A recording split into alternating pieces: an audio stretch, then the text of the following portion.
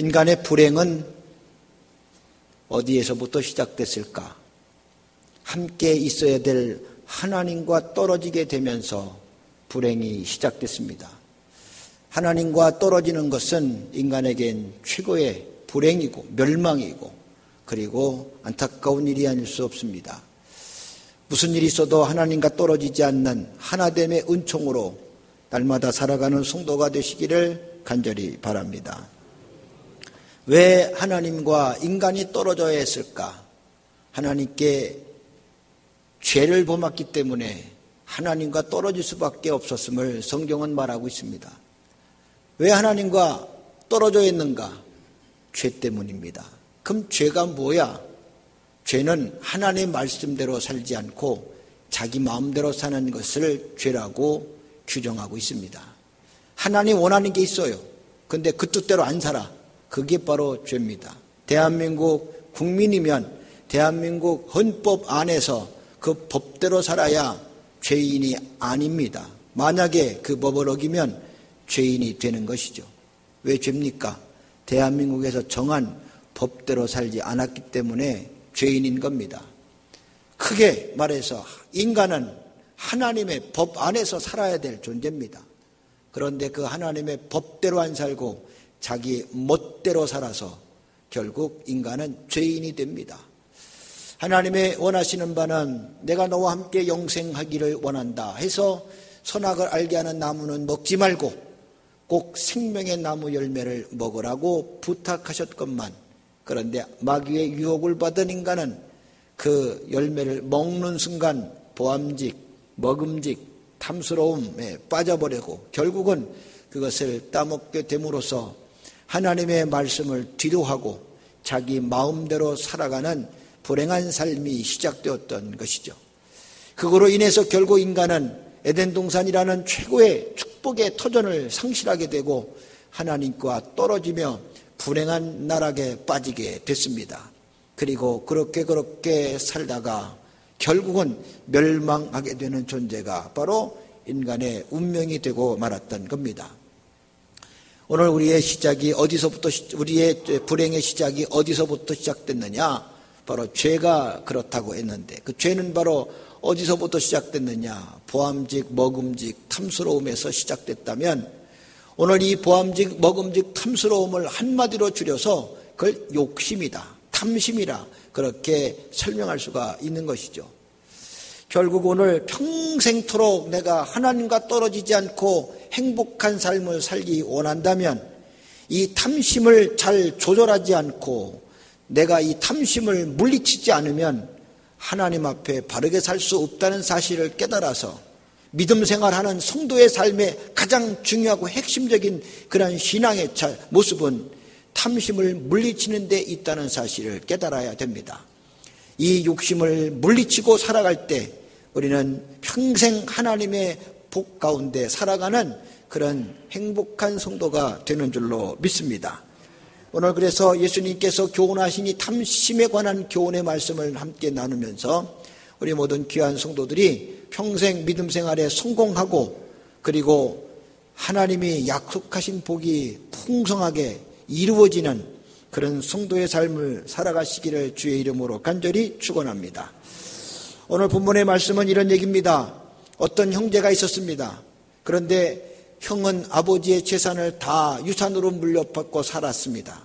그런데 동생이 형한테 재산을 물려받은 그 재산을 좀 자기가 분배를 받아야 되는데 받지 못하게 됨으로써 결국 예수님께 와가지고 예수님께 부탁하는 말씀이요.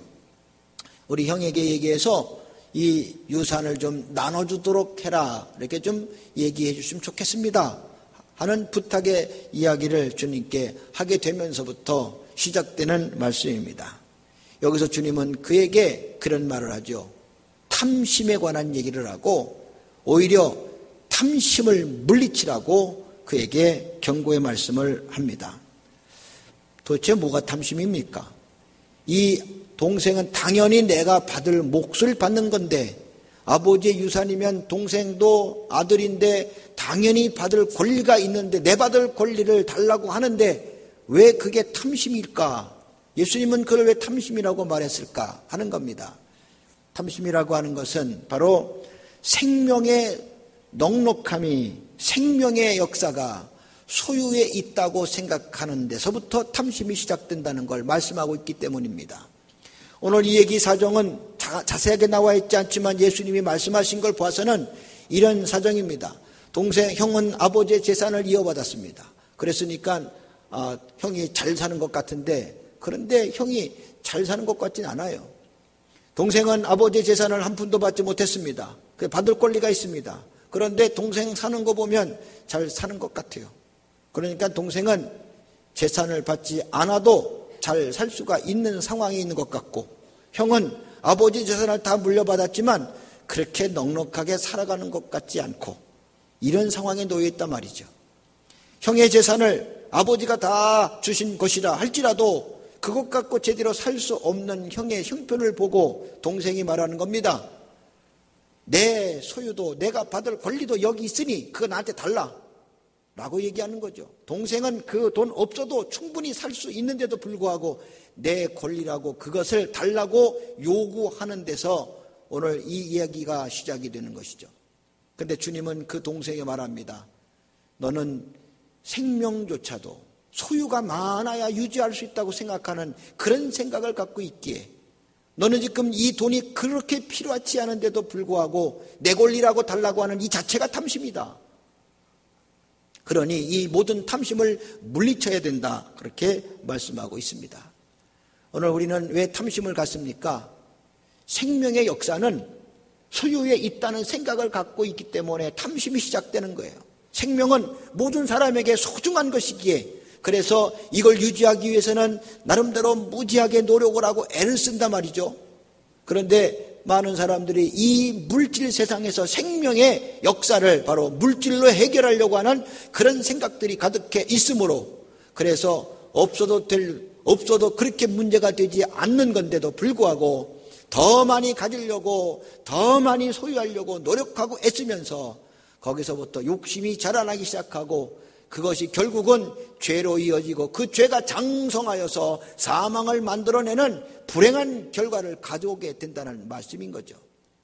분명히 아실 거는 생명 역사는 돈 갖고 되는 게 아닙니다. 세상의 물질은 돈으로 살 수 있어도 생명의 역사는 절대로 돈으로 해결할 수가 없습니다. 내가 생명의 풍성한 삶을 누리기 원한다면 우리는 돈을 소유할 것이 아니라 하나님의 말씀을 소유해야 할 것이며 하나님 앞에 더욱더 매달리고 하나님이 주시는 그 은혜로 살아가는 성도가 되어야 할 것입니다. 돈은 그런 은혜 받고 하나님의 축복을 받기 위해 필요한 도구일 뿐이지 그것이 내 생명을 보존하고 생명의 넉넉함으로 그 돈으로 해결된다는 이런 망상을 가져서는 안 된다는 것이 바로 오늘 예수님의 교훈입니다.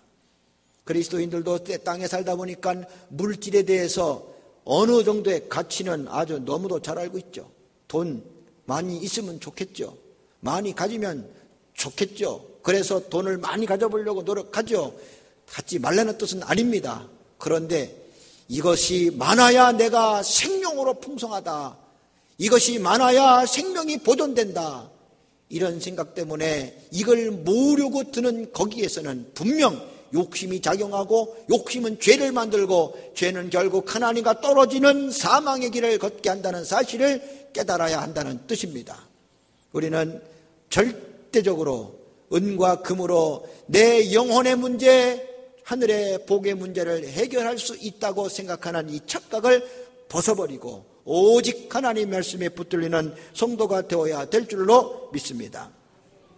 그러므로 은과 금 너무너무 소중한 것이지만 그러나 은과 금은 우리에게 아무런 그런 역사도 아무런 일도 할 수 없다는 사실을 우리에게 분명히 말씀하고 있습니다. 에스겔서 7장 19절 보면 여호와 내가 진노를 내리는 날에 그들의 은과 금이 그들이 능히 그들을 건지지 못하며 능히 그 심령을 족하게 하거나 그 창자를 채우지 못하고 오직 죄악의 걸림돌이 됨이니라. 은과 금이라는 것, 여호와의 마지막 심판하는 그날에는 나를 건질 수 없는 것이며 오히려 죄악의 걸림돌이 된다고 분명히 말씀하고 계시니 오늘 우리가 바라고 우리가 정말 하나님의 은혜를 원한다면 돈의 넉넉함에 있다고 생각하는 이 착각을 벗어버리고 철저하게 하나님께 맡기는 믿음 안에서 생명의 풍성을 누리며 생명의 풍성을 누리는 자에게 하나님이 주시는 이 땅의 복을 누리며 살아가는 성도가 되어야 될 줄로 믿습니다. 오늘 이 동생은 바로 이 생명의 넉넉함은 소유에 있음을 그렇게 알고 당장 나는 없어도 되지만 내 권리라고 주장하고 이걸 달라고 주님께 와서 말하는 이 아이에게 예수님은 탐심을 버리라고 말씀하신 뜻을 잘 기억하면서 돈이라고 하는 거 많이 가지면 좋지만 그런데 이게 많아야 내가 구원받고 이게 많아야 내가 생명이 보존되고 이게 많아야 하나님의 성령도 살 수 있다라고 생각하는 이런 물질 만능의 생각을 벗어버리지 않으면 우리는 죄악에서 건져질 수 없다는 사실을 말씀하고 계시니 오늘도 영혼에 만족하고 믿음 안에서 만족하고 오늘도 내 삶에 하나님 주신 은혜에 자족하고 지족해 법을 배워가며 경건에 유익한 성도의 삶을 이루시기를 주님의 이름으로 간절히 축원합니다. 이렇게 말씀하시면서 주님이 한 가지의 비유를 들어 말씀하시는데 어리석은 부자의 이야기입니다. 어리석은 부자, 이 사람은 그해 농사가 풍년이 됐습니다. 그래서 너무나 많이 농사를 지어서 그것을 보관하려니까 창고가 부족해서 이전 창고를 헐어버리고 더 크게 져서 그 창고에 올 한 해 수출을 잘 보관했다고 하는 얘기입니다.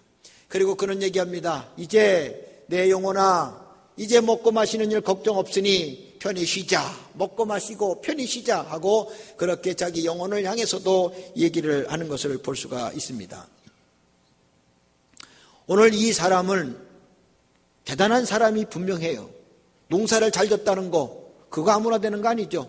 나름대로 똑똑하고 나름대로 경영 능력이 있는 사람이고 나름대로 농사의 비법을 아는 사람입니다. 똑똑하고 잘난 사람인 거죠. 농사만 잘 짓는 게 아닙니다. 이것도 보관도 잘하고 관리도 잘하는 관리 능력까지 있는 사람입니다.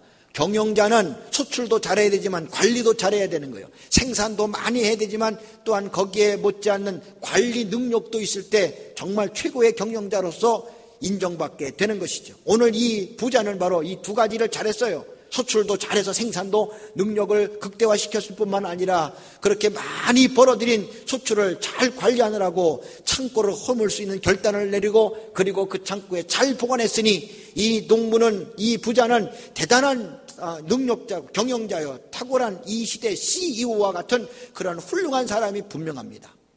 똑똑하지 않으면 안 되고 지혜가 없으면 안 되는 이 일을 하면서 그는 이렇게 모든 그 소출을 다 창고에 집어넣고 하는 얘기, 영혼까지도 먹고 마시리라. 그 정도까지 충만하게 자기는 잘 준비하고 보존했노라 하고 얘기를 하는 것이죠. 그런데 오늘 이 부자를 향해서 하나님이 하시는 말씀은 어리석은 자요. 20절 하나님은 이르시되 어리석은 자요 오늘 밤 내 영혼을 도로 찾아가리니 그러면 내 준비한 것이 누구것이 되겠느냐. 이 사람을 향해서 어리석다고 그랬어요. 왜 그렇습니까? 내가 쌓아둔 이 재물로 많은 소출로 그는 자기 영혼까지도 해결할 생각을 하고 있었다는 얘기입니다. 이 사람 안에는 뭐가 있었냐? 돈이면 다 된다. 돈이면 영적인 것도 해결하고 하늘의 하나님의 축복도 해결되고 돈이면 이 세상의 모든 게 다 해결된다. 생명도 해결되고 영원한 생명, 영혼까지도 해결된다는 생각을 갖고 있었기 때문입니다. 그러나 영혼은 돈 갖고 주관하는 게 아닙니다. 하나님이 주관하시는 줄로 믿습니다. 그 영혼이 빼앗기는 날에는 내 몸은 아무것도 아닌 것이죠. 그저 한 줌의 죄가 돼서 한 줌의 흙으로 돌아갈 수밖에 없는 것이라는 사실을 알아야 됩니다. 그런데 이 땅에서 물질을 많이 갖고 있는 사람들의 생각 속에는 어떤 착각까지 있느냐? 영혼까지도 돈으로 해결할 수 있다고 하는 이런 착각을 가지고 있다는 겁니다. 하나님의 생명의 축복도 이 돈이면은 얼마든지 해결할 수 있다고 하는 그런 착각을 하고 있으니 이처럼 어리석은 자가 어디 있겠습니까? 그 영혼을 내가 오늘 찾아간다면 네가 그토록 돈이면 다 된다고 해서 이렇게 고이고이 쌓아둔 이 돈은 네 것이 되겠느냐? 너하고는 아무런 관계도 없는 물질로 되고 마는 것이니 너는 왜 이렇게 어리석은 사람이 되었느냐 하고 질타하시는 말씀입니다. 돈은 내 심판의 날에 죄악의 걸림돌이라고 했어요. 돈은 내가 심판받을 때 하나님 앞에 섰을 때 이 돈 갖고 모든 것이 해결된다? 안 됩니다. 성경은 분명히 하나님은 뇌물 받는 것을 싫어하시고 받지 아니하심을 분명히 말씀하고 계세요. 우리는 재판하는 때 돈을 가지고 재판을 결과를 뒤집는 경우가 얼마나 많습니까? 이 땅에서의 삶은 돈 가지면 재판도 뒤집혀 놓을 수 있습니다. 아무리 죄가 많아도 돈 있는 사람은 죄 없는 사람으로 둔갑을 시켜버리고 돈이 없으면 죄가 없어도 죄 있는 사람으로 바꿔놓는 게 이 땅에서 이루어지고 있는 돈의 힘이고 돈 있는 자가 저지르는 악행이고 폭행입니다. 그런데 마지막 날 그 돈 갖고 하나님께 뇌물을 써서 평생토록 죄악을 범하고 지옥 갈 존재가 가지고 있는 돈 갖고 하나님께 쓰므로써 하나님 내가 이렇게 됐지만 이 돈 갖고 나 천국에 보내시면 안 될까요? 아마 물질로 모든 것을 해결 가능하다고 생각하는 사람은 이런 문제까지도 그렇게 해결할 생각을 갖고 있으므로 그런데 절대로 그럴 수 없음을 하나님이 천명하시면서 그렇게 살고 있는 그 부자에게 어리석은 자라고 말씀하고 계신 겁니다. 사랑하는 우리 귀한 성도들 안에는 오늘도 세상의 물질 없는 것보다 있는 게 훨씬 나아요. 아멘. 없는 것보다 있는 게 훨씬 나아요. 그러나 그 있는 것 때문에 영혼의 문제까지 문제가 된다면, 그 돈 때문에 하나님도 무시한다면, 돈의 능력이 얼마나 큰지 하나님의 능력보다 더 크다고 믿어지기 시작한다면 이거는 심각한 죄요 어리석은 자가 될 수밖에 없다는 사실을 분명히 깨달아야 됩니다. 젊었을 때 건강할 때는 돈은 굉장히 가치가 있지만 사람이 병들고 보고 늙어지면 돈이라는 거 아무런 쓸데도 없는 거예요. 우리나라의 최고의 부자, 누구라도 말하지 않아도 다 아실 만한 부자, 개인 재산이 수조 원에 이르를 만큼 엄청난 부자. 지금 그에게 그 돈이 무슨 의미가 있겠어요? 호수 뽑아내면 바로 죽을 건데 그 돈 갖고 그의 생명을 보존시킬 수 있겠습니까? 이제 하나님 앞에 서면 받을 심판을 준비할 뿐입니다. 그 심판은 돈 갖고 되는 게 아닙니다. 예수로 해결되는 줄로 믿습니다. 그러므로 돈 없어도 예수 잘 믿은 사람은 영혼의 문제가 해결되고 축복받게 되겠지만, 돈 많다고 예수님을 저버리고 하나님을 무시하고 평생 그렇게 돈 의지하며 살아가는 사람은 결국 탐심에 붙들린 사람이요, 이 사람의 끝은 비극적일 수밖에 없다는 교훈을 잘 깨달아서 돈 많으면 좋지만 그 돈 때문에 혹시라도 믿음의 문제가 생기고 신앙의 문제가 생기고 영혼의 문제가 생기지 않도록 돈 관리를 잘해서 영혼의 유익으로 삼을 수 있는 지혜가 넘쳐나는 지혜로운 성도가 되기를 주님의 이름으로 간절히 축원합니다. 어리석은 부자가 되지 말고 기왕이면 지혜로운 부자가 되시기를 주님의 이름으로 축복합니다. 전후자고 계신 분하고 인사하겠어요. 지혜로운 부자 되세요. 이 사람은 왜 탐심이 가득한 사람이었느냐 하면은 자기를 위해서 재물을 쌓아두려는 그러한 태도였기 때문에 그래요. 21절, 자기를 위하여 재물을 쌓아두고 하나님께 대하여 부유하지 않은 자가 이와 같으니라. 어떤 사람? 자기를 위해서 돈을 쌓았지 하나님을 위해서는 쌓은 적이 없어. 하나님이 필요하다는데 하나님을 위해서는 드려본 적이 없어. 그저 나의 필요로만 채우기 위해서 그렇게 애를 쓰고 수고하며 그토록 일을 함으로써 돈을 벌어들인 이 사람은 탐심의 사람이다. 그 사람의 끝은 결국 이렇다라고 하는 말씀의 교훈인 것이죠. 우리가 하나님께 부여할 수 있는 성도가 되어야 합니다. 너희는 먼저 그의 나라와 그의 의를 구하라. 먼저 구할 것은 나의 것이 아니라 하나님의 것이라는 거예요. 그러면 하나님이 너에게 모든 것을 더하여 주신다. 내 것을 추구하고 내 것을 쌓으려고 하는 사람은 탐심이 가득한 사람인 거예요. 이런 사람은 끝은 멸망이라. 그러나 하나님의 것을 채우기 위해서 부다 노력하는 사람에게는 하나님은 그의 필요를 채우셔서 돈으로 해결할 수 없는 생명의 복으로 채워주신다는 거예요. 할렐루야. 돈으로 여러분 약은 살 수 있겠죠. 그러나 건강 살 수 있어요. 돈으로 책은 살 수 있겠죠. 그러나 지혜와 지식을 살 수 있겠습니까? 돈으로 종교는 얼마든지 내가 살 수 있어요. 그러나 영생은 살 수가 없어요. 생명을 구할 수가 없어요.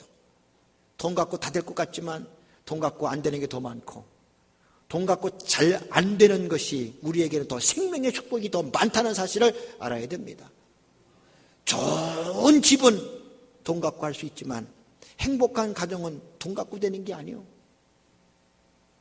좋은 침대는 돈 갖고 살 수 있지만 깊은 잠은 돈 갖고 되는 게 아니에요. 우리는 진짜 생명이 필요한 것이 무엇인지 돈 갖고 해결할 수 없는 것을 하나님께로 받음으로, 그래서 돈이 그렇게 필요치 않아도 잘 살고 넉넉하게 살 수 있는 그런 복된 역사가 바로 성도의 삶이 되어야 될 줄로 믿습니다. 이것은 바로 자기를 위하여 재물을 쌓아두지 아니하고 하나님에 대하여 부유한 자가 바로 그렇게 살아가게 된다는 말씀을 잘 깨달아서 살아가는 귀한 성도들에게 주시는 오늘 이 탐심을 물리치라는 말씀을 가슴에 깊이 새겨가며 우리는 하나님께 부유한 자로 살아가야 될 줄로 믿습니다. 사랑하는 귀한 성도들, 그래서 철저하게 하나님께 부유하십시오. 영혼의 부여를 누리십시오. 하늘의 부여를 쌓아가십시오. 그러면 이 땅의 것이 자연적으로 채워집니다. 왜냐? 하늘이 열어야 땅이 행복한 거예요. 하늘이 응답하여 하늘이 문을 열어야 땅이 채워지는 거예요. 하늘에서 비가 내려야 땅이 풍요로운 거예요. 하나님의 것이 해결돼야 내 것이 해결되는 거예요. 하나님의 것이 풍성해야 내 것도 풍성한 거예요. 오늘 우리의 삶에 이런 탐심을 분명하게 우리가 극복할 수만 있다면 우리는 영혼의 부여도 누리며 이 땅의 풍성함도 누리며 살아가는 두 가지의 것을 다 소유하는 성도가 되는 줄로 믿습니다. 그래서 영혼의 부여와 땅의 풍성함이 다 누려지시는 우리 가톨교회 모든 성도 되기를 주의 이름으로 간절히 축원합니다. 할렐루야. 은혜 주신 하나님께 박수하겠습니다.